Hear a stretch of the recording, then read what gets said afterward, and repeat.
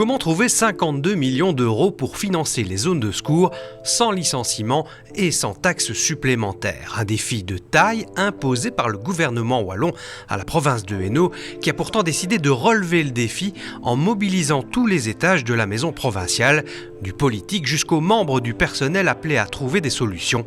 Rationaliser, mutualiser, voilà les mots-clés.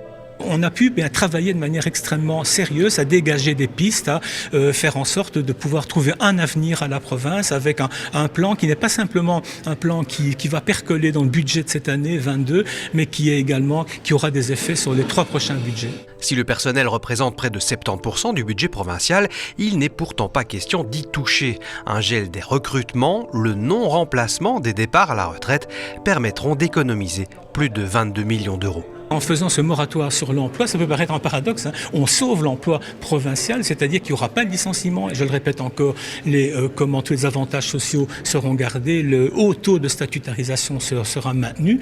Mais des mesures plus structurelles ont également été décidées, comme la réduction des dépenses de fonctionnement ou de la dotation des partis, ou encore la réorganisation de certaines politiques sportives et touristiques. Enfin, la revente de certains bâtiments provinciaux est également envisagée.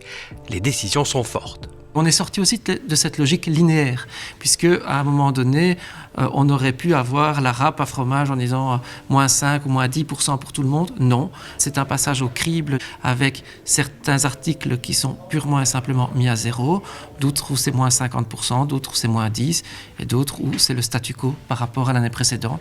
Une profonde réorganisation où l'humain restera néanmoins au centre des préoccupations, avec la création d'une cellule interne de reconversion et des plans de formation spécifiques si nécessaire.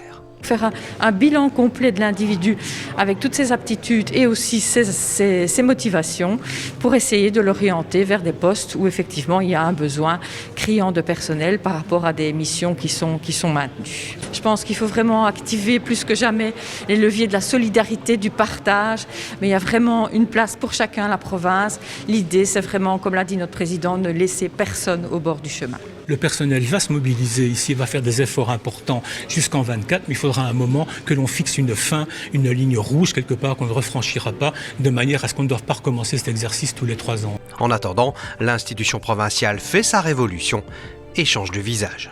Son visage est en train de changer, mais aussi pour donner des perspectives et un avenir à l'institution provinciale.